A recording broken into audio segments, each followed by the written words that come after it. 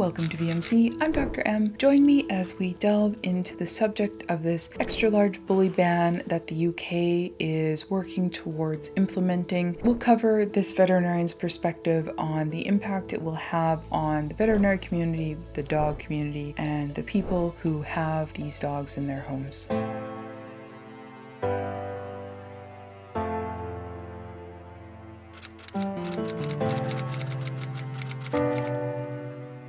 So from what I'm understanding, what's currently happening is that by the end of this year, owners must keep extra large bully breed dogs in a muzzle and on a leash whenever they are out in public. It would also be an offense to breed, sell, abandon, let them roam, rehome, etc. these dogs. Starting at the end of January 2024, the current proposition is that it will be illegal to own an extra large bully breed unless it has met the exemptions that they're setting out in this proposed law. If your dog is older than a year old by the end of January, it needs to be neutered. And if it's younger than a year, you have until the end of 2024 in order to spay and neuter that dog.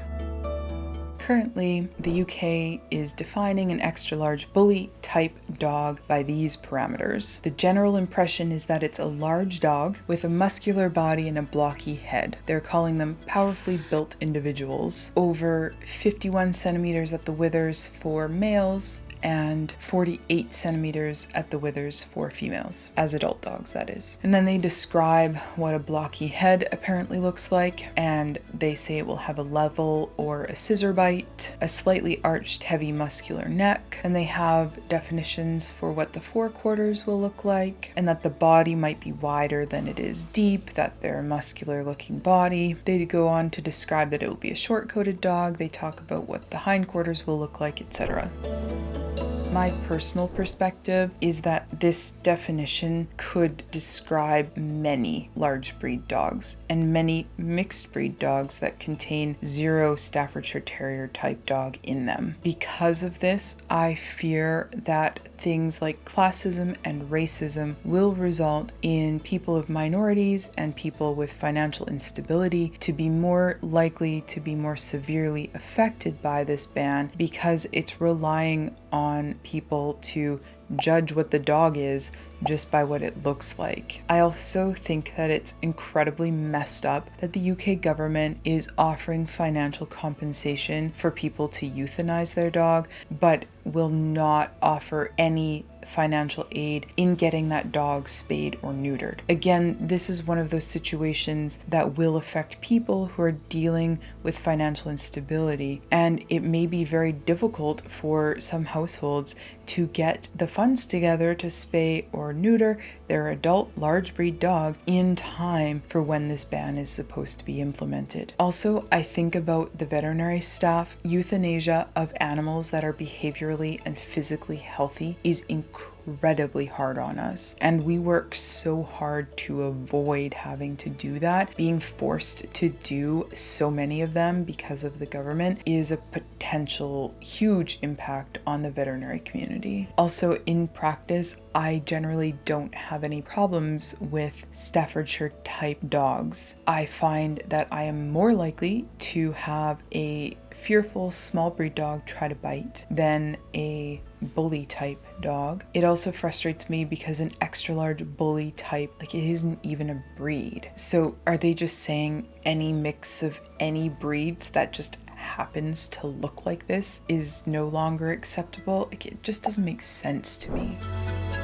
But enough of my opinion, let's talk about what research we have on actual bite statistics and the like. So statistics on dog bites vary, and the overall consensus is that one breed is no more likely or less likely to bite than another. There are so many factors that impact the likelihood of a dog biting. Dogs are more likely to bite if they've been poorly socialized, if they've been abused, neglected, subjected to punishment-based training, if they've been chained outside, or if they've just just been allowed to roam free, if they've been trained to bite for any particular reason, if they're sick or in pain, if they're in an incredibly stressful situation, if they aren't properly supervised around children who aren't treating them well. It's really the human's responsibility to manage and set up our dogs for success and to not put them in situations where they feel so much distress that they feel forced to bite. Breeds themselves are not predisposed to aggression. This is a pretty common myth that hasn't been shown to be true. This is a thing where often people go, oh, well, I was bitten, and they will just identify a dog as a pit bull without actually having any evidence that it was. We also have a number of different research studies showing that the general public is absolutely horrible at identifying dog breeds. On average, at best, people are identifying about 30% of dog breeds accurately. That's an incredibly low number. There was one study that surveyed shelter staff. They were a little bit more accurate, maybe up to 60% accuracy with identifying the breed of the dog, but still, that's a miserably poor percentage when we are putting the life of that dog on the line. Bite statistics can also be influenced by things like breed popularity in certain areas and also media coverage of things. So in general, it's crucial to avoid general sweeping statements about specific breeds and to approach each dog individually.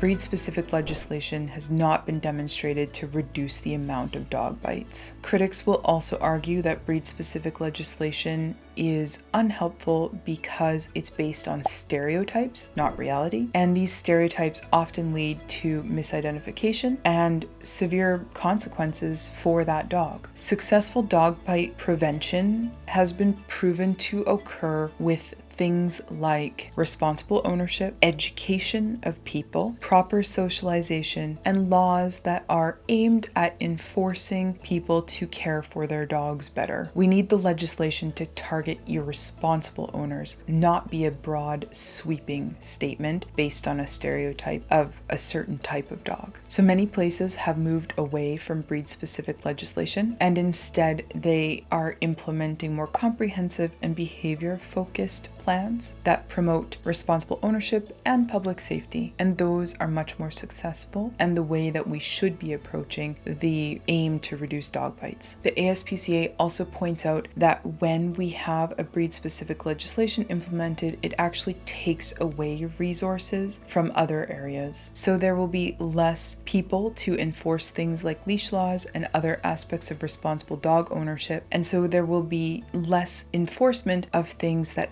actually are shown to help reduce dog bites. Breed-specific legislation also often results in animal suffering because people who have dogs that appear consistent with the stereotype may be reluctant to seek veterinary care. This means fewer dogs being treated for things, so their quality of life suffers. It also means fewer dogs getting vaccinated, which can increase risks of spreading diseases between dogs, but also if dogs aren't being vaccinated for rabies any longer, there is increased risk to the public as well. Bordetella can also spread to people. So keeping our dogs vaccinated for these things also helps to protect the human population. The AVMA is opposed to breed-specific legislation because, as it notes, any dog can bite. Breed doesn't matter. Breed-specific legislation is not a reliable or effective solution in the aim to reduce dog bites. And they also note how these bans can discriminate against responsible dog owners who just happen to have a dog that looks like this, while at the same time it's not addressing the irresponsibility of other dog owners. The AVMA recommends that we have more generic laws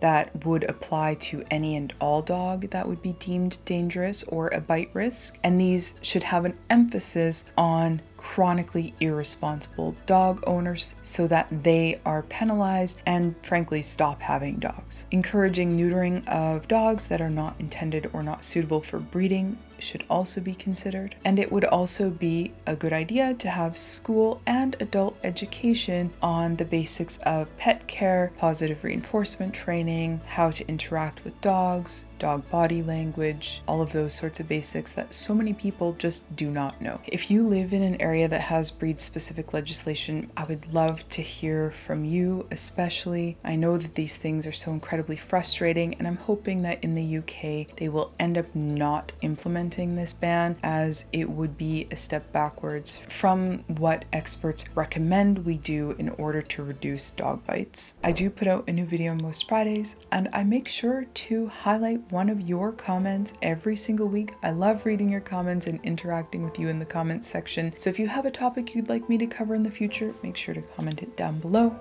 I hope your weekend is a great one, and we will see you next week. Bye. My dog is here yet again. Thank goodness she supervises while I do these videos.